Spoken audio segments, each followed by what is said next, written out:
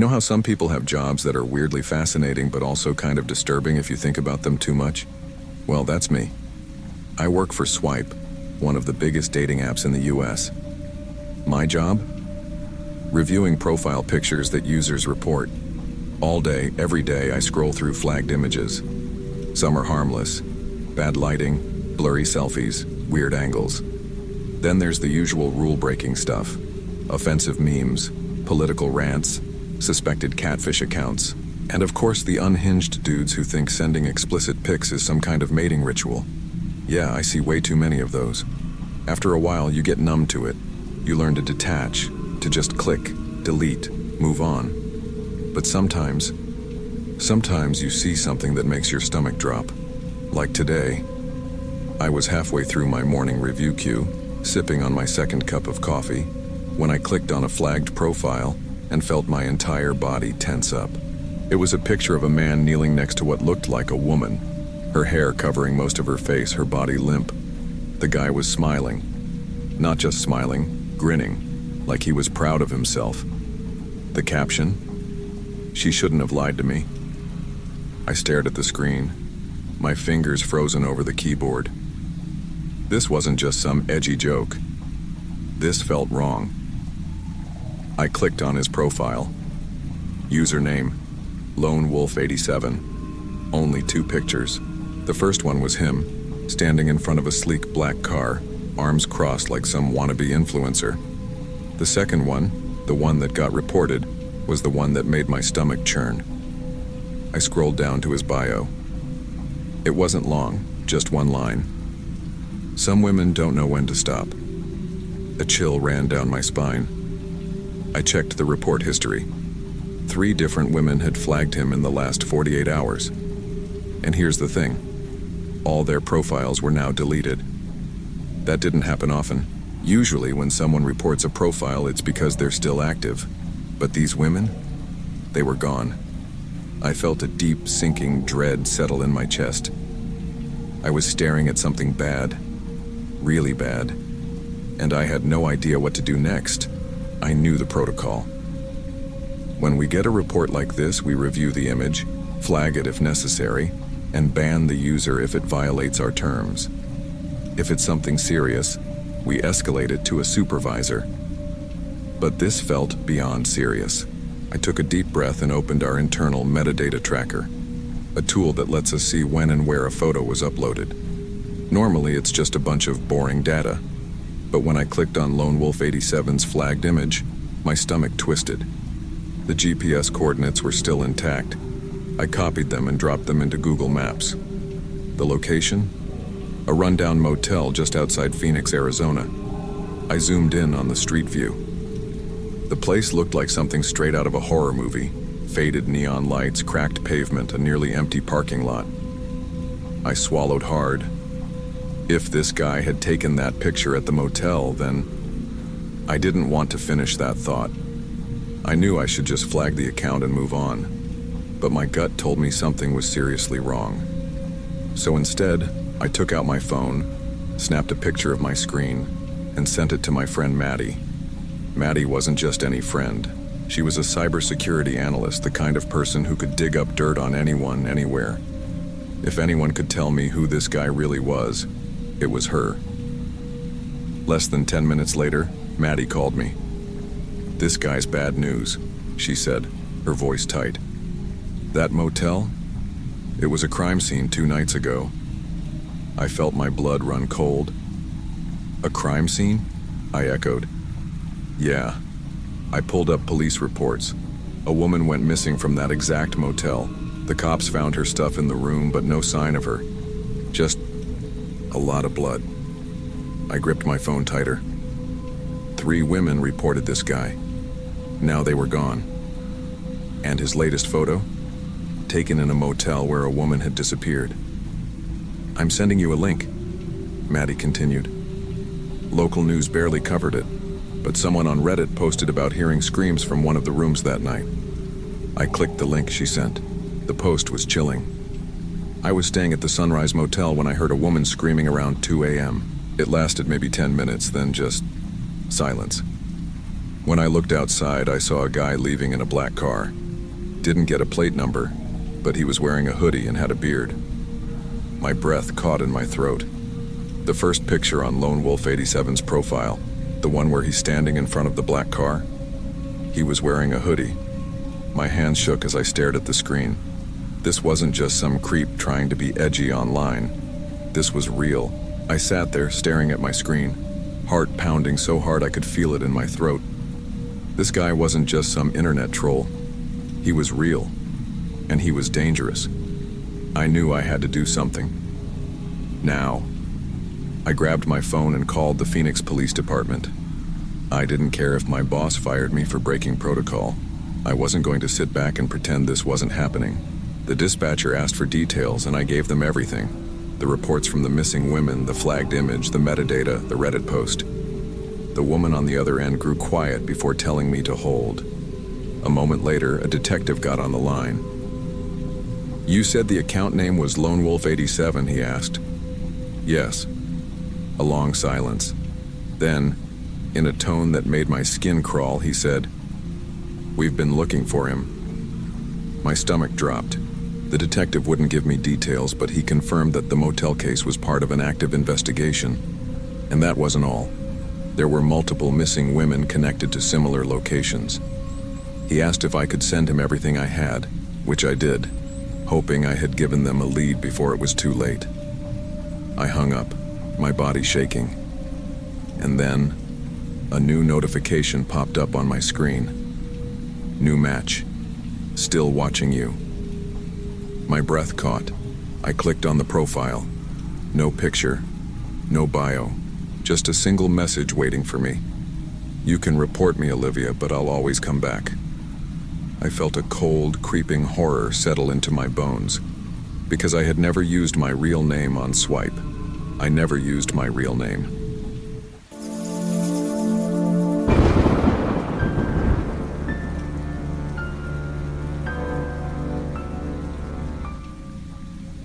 If there's one thing that everyone, men, women, and everyone in between can agree on, it's that dating is a complete gamble. You never really know who you're dealing with until it's too late. Some guys you think are complete jerks turn out to be soft-hearted sweethearts, and others who seem like Prince Charming, well, they're just really good at wearing a mask. I've always been cautious, always played it safe, but after months of being single, I decided to give online dating another shot. That's when I met Caleb. He was the kind of guy who seemed too good to be true. Charming, well-spoken, and apparently a lawyer. He had this easy confidence about him, the kind that makes you feel like you could tell him anything. We texted constantly, had video calls that lasted for hours, and when we finally met in person, he was just as perfect as I'd imagined. That first date was amazing. We met at a little Italian restaurant downtown, the kind with dim lighting and overpriced wine, and he treated me like I was the only person in the world. He listened, asked all the right questions, and made me laugh. He didn't even try anything weird at the end of the night, just a polite kiss on the cheek and a text saying he couldn't wait to see me again.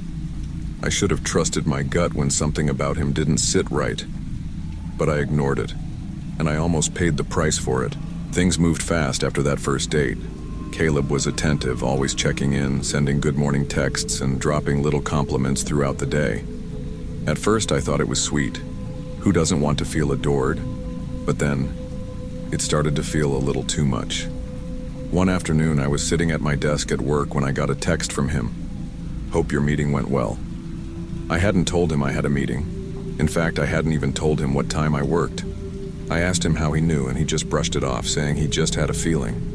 I wanted to believe him. Maybe he just remembered me mentioning it before.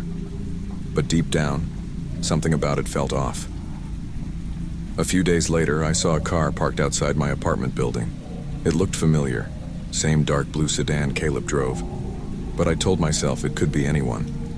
Later that night, when I got home, I found a small gift bag on my doorstep. Inside was a necklace, the exact one I had pointed out in a store window weeks ago. The problem? I had never told him where I lived. That was the moment I should have run, but I didn't. And that was my biggest mistake. By the time our third date rolled around, I was starting to feel uneasy. Caleb was perfect. Too perfect. The kind of perfect that didn't feel real. But I kept telling myself I was just overthinking things, that maybe I wasn't used to a guy being this attentive, so I decided to test him. I texted him last minute suggesting we meet at a bar across town, a place I had never mentioned before. I expected him to hesitate, maybe say he couldn't make it, but his reply came almost instantly. On my way. 15 minutes later, he walked through the door. It didn't make sense. The bar was at least 30 minutes from his place. There was no way he had gotten there that fast unless he had already been close by. My stomach twisted, but I forced a smile and pretended everything was normal. Halfway through the night, I excused myself to the bathroom, but instead of going back, I slipped out the back door and grabbed a cab home. I felt ridiculous, like I was being paranoid. But when I arrived at my apartment, all those feelings vanished. Something was wrong. My front door was locked, but when I put my key in, it slid open too easily. Inside, my apartment was silent. Too silent. A cold chill ran down my spine as I stepped inside and flicked on the light. That's when I saw it. A note written in bold black marker taped to my bedroom door. "What are you hiding from me?" My blood turned to ice. And then, I heard it. Soft, deliberate footsteps coming from down the hall. I barely had time to react before the footsteps stopped. The air was so thick with silence that I could hear my own heartbeat pounding in my ears. Slowly, I backed up toward the front door, my fingers shaking as I pulled out my phone and dialed 911. 911, what's your emergency? I tried to speak, but my voice came out in a whisper. There's someone in my apartment. The operator's voice remained calm, instructing me to stay on the line, to get somewhere safe if I could. But I was frozen. My bedroom door was slightly open now. I was sure it had been closed when I walked in. And then, bang.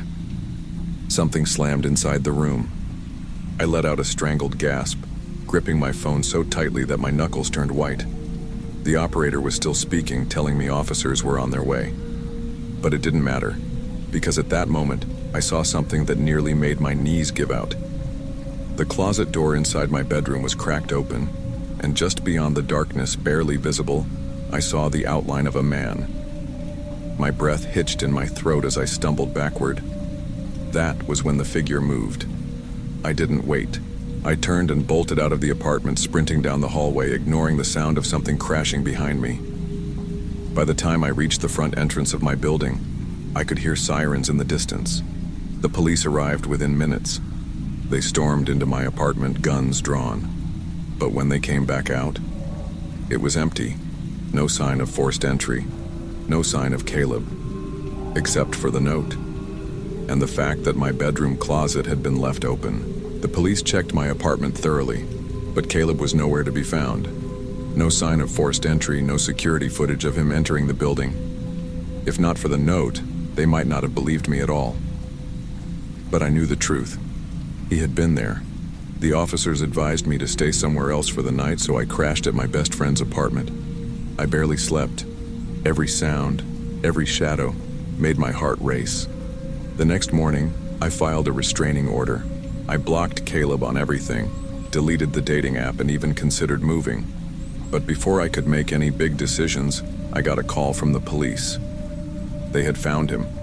Or rather, they had found his apartment. When officers searched his place, they discovered something chilling. Photos of me, screenshots of our texts, pictures from our dates, and worse, photos of me in my apartment, taken through my window, taken while I was sleeping. That was all the evidence they needed to arrest him. He was charged with stalking, breaking and entering, and criminal harassment. But because it was his first offense and he pleaded guilty, the sentence was shockingly light. 2 years probation, no jail time. The justice system failed me. I tried to move on. I moved to a new apartment in a different part of town, changed my number and kept a low profile. For months, things were quiet. No strange texts, no unexpected coincidences. Then one evening, I came home to find a package on my doorstep. There was no return address, just a plain cardboard box. My hands trembled as I picked it up, my gut telling me to throw it away. But I had to know. Inside was a single item, a photograph of me. taken that morning as I walked out of my building. There was no note this time, no message, just the photo, a reminder that he was still watching. I called the police immediately, but there was nothing they could do. Caleb was still under probation, but unless he actually approached me, they couldn't arrest him. That night, I barely slept. I kept all the lights on, double-checked the locks, and stayed awake listening to every little sound outside my window. And now, every time I leave my apartment, every time I walk down the street, I feel eyes on me. Because I know he's still out there, waiting.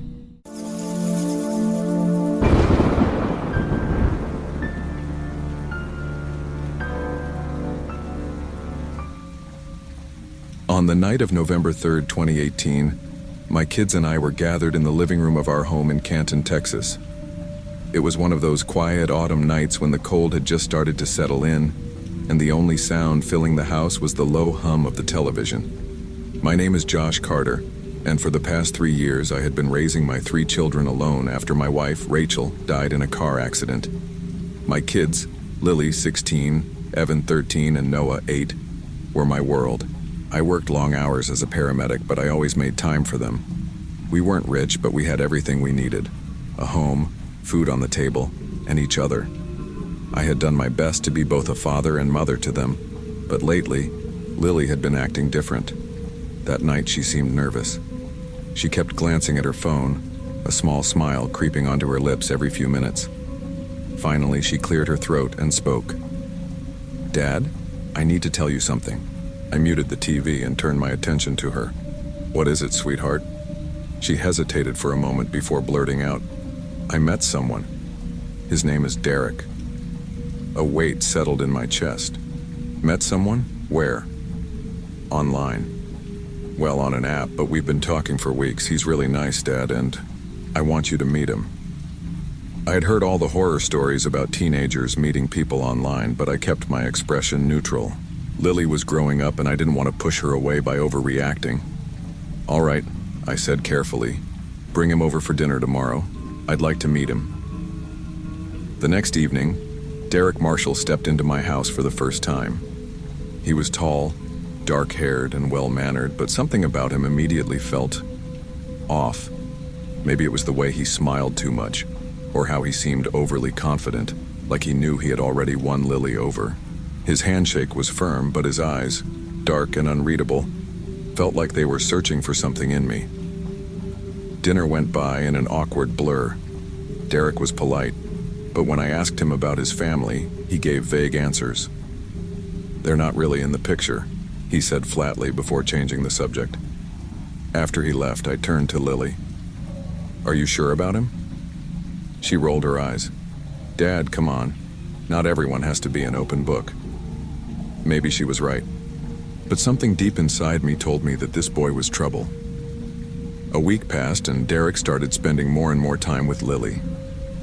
I tried to ignore my unease, telling myself I was just being overprotective. But then, little things started happening. One evening, as I was helping Noah with his homework, Evan walked into the kitchen with a troubled look on his face. "Dad," he said, lowering his voice, "I don't like Derek." I looked up from the math book. "Why?" Evan hesitated. "I caught him staring at Noah yesterday, like weirdly staring, and he wasn't smiling or anything. It was just creepy." I felt a cold chill run down my spine. "Are you sure?" Evan nodded. "And it's not just that. He never knocks when he comes over. He just shows up. And Lily's been different. She's always sneaking off to talk to him. I think he's making her lie to you." That was enough for me. That night, while Lily was asleep, I searched her room. I hated going through her things, but I had to know what was going on. In her nightstand, I found an old notebook, and when I flipped through it, my stomach dropped. The pages were filled with the same sentence written over and over again. He said he would never let me go. I knew then that something was very, very wrong. For the next few days, I couldn't shake the feeling that something was seriously wrong with Derek. The way he looked at people, at my daughter, sent chills down my spine. He wasn't just some cocky teenage boy with a bad attitude. There was something behind those dark eyes of his, something calculating, something hungry. But Lily was in too deep. Every time I tried to talk to her, she pushed me away. "Dad, you're being paranoid," she snapped at me one evening. "Derek loves me. He actually listens to me, unlike you." That stung. But I knew the fight was already lost. She was 16. The more I pushed, the harder she would cling to him. Then came the night when everything changed. It was November 17th, a Saturday. I had just gone to bed when I heard a faint tap, tap, tap against my bedroom window. I sat up, my heart pounding. The house was dark, and the only light came from the moon filtering through the curtains. I grabbed my phone and turned on the flashlight, pointing it toward the window. Nothing. Brushing it off as my imagination, I lay back down. But then I heard it again. Tap, tap, tap. I sat up quickly, my pulse hammering in my ears. This time I forced myself out of bed and walked to the window. As I pulled back the curtain, I felt my breath catch in my throat. There, standing just outside my window, was a dark figure. I stumbled back, nearly tripping over my nightstand. My fingers fumbled for my phone, and I turned on the flashlight again, aiming it at the window. But when the light hit the glass, he was gone. I rushed to the front door, throwing it open and stepping onto the porch. The cold night air hit me like a slap, but I barely noticed. My eyes scanned the yard, the driveway, the street. Nothing. Shaken, I locked the door and checked on my kids.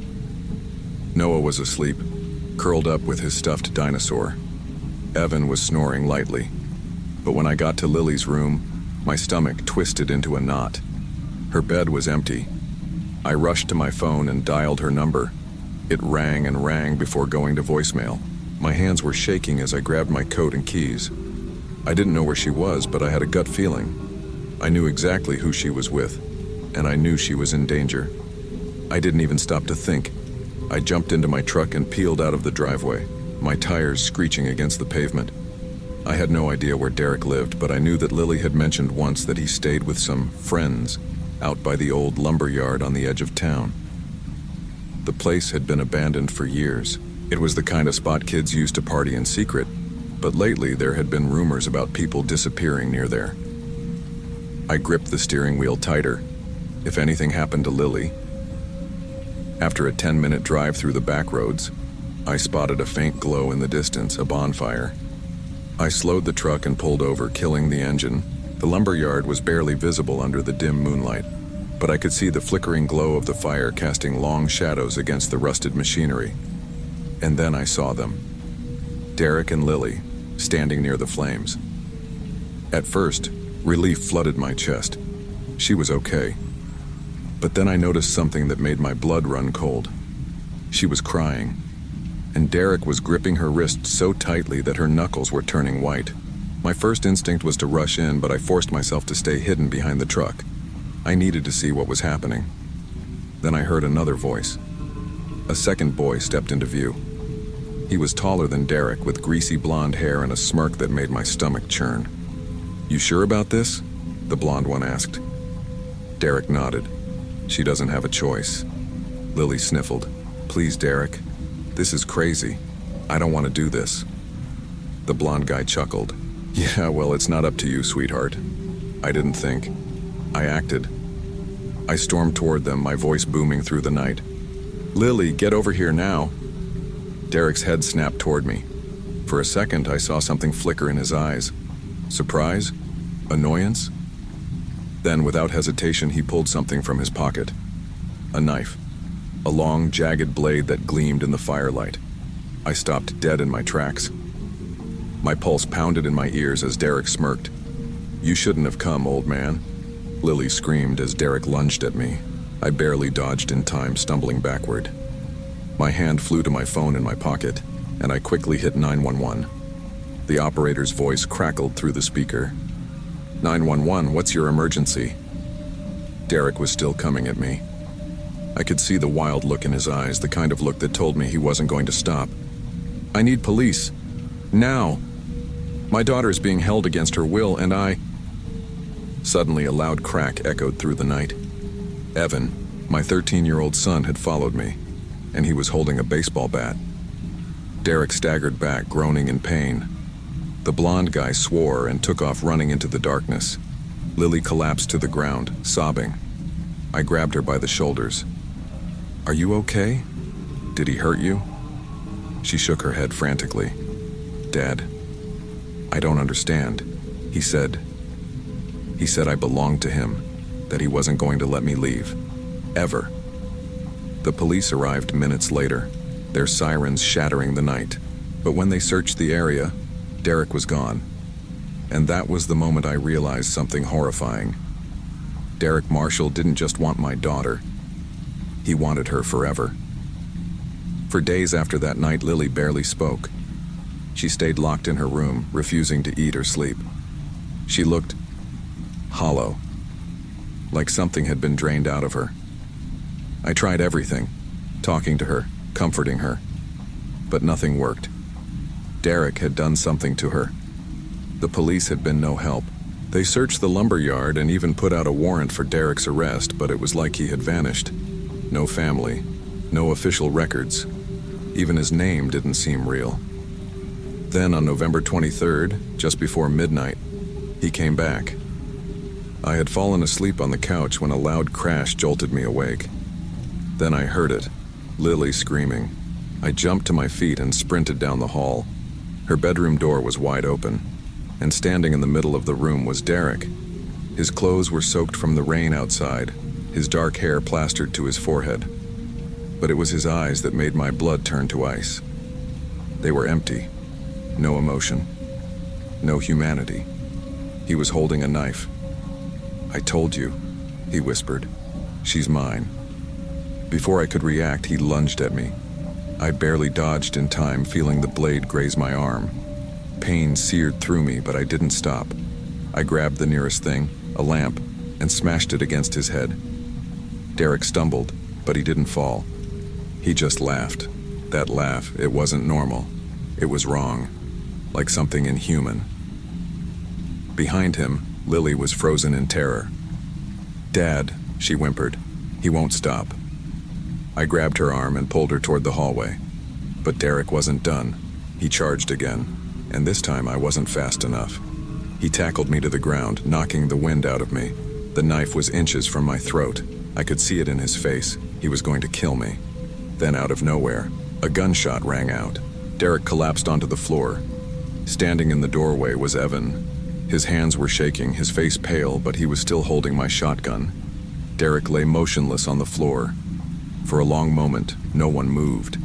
Then, Lily started screaming. The police arrived minutes later. They took our statements, took Derek's body. But something wasn't right. Because when they ran his fingerprints, when they tried to track down his real identity, they found nothing. No records. No birth certificate. No past. Derek Marshall didn't exist. And then, the real horror began.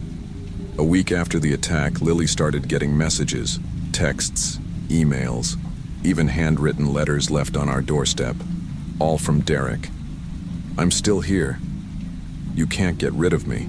I told you, you're mine." I tried to tell myself it was just someone messing with us, but then, one night, Noah came running into my room, crying. "Dad, there's someone outside my window." I grabbed my gun and ran outside. The yard was empty, but on the glass written in red were the words, "See you soon." Derek never really left, and deep down I knew he never would.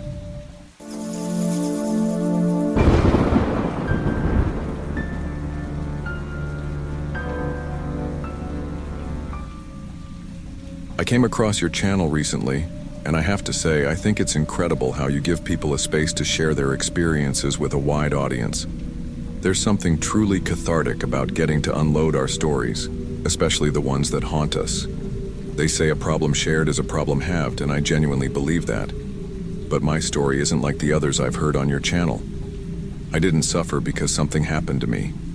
I suffered because something didn't happen to me. Let me explain. In 2019, I lost the love of my life in a tragic accident. My fiancé, Mark, had gone out for a few drinks with his coworkers one night. He was walking home when a speeding driver lost control and hit him. They said he died instantly, that the impact broke his body beyond recognition. I clung to that. At least he didn't suffer. That was the only comfort I had. Grief became my shadow. I withdrew from the world, barely functioning for months, maybe even years. The idea of dating again felt impossible. But in 2023, after much encouragement from friends, I decided to try again. Not at bars or through setups. I needed control. I wanted to pick who I spoke to, set the pace, and only meet them when I was truly ready. That's when I found Heartmatch. At first, it felt strange.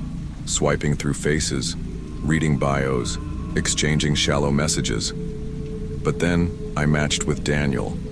He was different. Charming, articulate, and he made me laugh. He told me he was a lawyer, that he had his own firm in New Orleans. He spoke with the kind of confidence that was hard to fake. He wasn't pushy, didn't rush me, and I appreciated that. After weeks of chatting, he finally asked me out. He wanted to take me somewhere special, Commander's Palace, one of the most elegant restaurants in the city. I hesitated. It was a bit much for a first date, but at the same time, wasn't that a sign of someone who actually put effort into things? I agreed. I didn't realize then that this would be the date that never happened. A few nights before our date, I started doing what I always do before meeting someone new, digging. A deep dive on social media, Googling his name, even searching his law firm. I found a LinkedIn page that seemed legitimate, but something felt off. His firm's website looked oddly generic, with no specific details about cases or staff. And the strangest part? I found multiple dating profiles with the exact same photos but different names. My stomach twisted. I wanted to believe it was a mistake, maybe old accounts he forgot to delete, but the doubt was planted. Still, I pushed it aside, convincing myself I was being paranoid. Then, the night before our date, Daniel messaged me with a last-minute change of plans. He said something had come up, and instead of Commander's Palace, he wanted to meet at the Pontchartrain Hotel, a historic, luxurious hotel with a rooftop lounge. He promised it would be quieter, more intimate. Something about it made my skin crawl. I hesitated. Why the sudden change? But he was so smooth, so persuasive, that I eventually caved. Sure, I replied, telling myself that people changed plans all the time. I had no idea that decision might have saved my life. The next evening, I was supposed to meet Daniel at the Pontchartrain Hotel at 8 p.m. I spent the afternoon nervously getting ready, trying to shake off the uneasy feeling that had been gnawing at me since last night. But something inside me kept whispering, "Don't go." Right before leaving, I decided to do one last check. I searched his name again, this time digging deeper. And that's when I found it. Buried deep in an old forum about unsolved crimes, I found a discussion thread about a man who had been questioned in relation to a missing woman months ago. The details were scarce, but the description matched Daniel almost perfectly. Same age, same profession, even the same smooth way of talking to women. I felt a cold chill creep up my spine. I stared at my reflection in the mirror, my phone clutched tightly in my hand. Every instinct screamed at me to cancel, to block his number and pretend we had never met. So that's exactly what I did. I sent him a quick message. "Hey, something came up. I won't be able to make it tonight. Sorry." I blocked his number before he could respond. A deep, unsettling relief washed over me. I didn't know why, but I felt like I had just dodged something horrible. I spent the night at home, curled up on my couch with a glass of wine, feeling a strange mixture of guilt and relief. Maybe I had overreacted. Maybe I had let my paranoia get the best of me. That was until I woke up the next morning and saw the news. The first headline I saw made my blood turn to ice. Woman found dead. Near the Pontchartrain Hotel. Suspect at large. I sat up so fast I nearly dropped my phone. My hands were shaking as I clicked the article. The victim was a 32-year-old woman, last seen alive entering the Pontchartrain Hotel the night before. She had been found early that morning in the hotel's parking lot, her body discarded like trash. I felt like I was going to be sick. My mind raced. That could have been me. I scrolled further, desperate for more details. The police had no suspect yet, but they were looking for a man seen leaving the hotel around 2 a.m. The description was vague, but I already knew who they were looking for. Daniel. I slammed my phone down on the table, my heart pounding so hard it hurt. Had I been his original target? Had he simply found someone else when I backed out? I thought about his last message, the change of plans, the way he had seemed almost too perfect.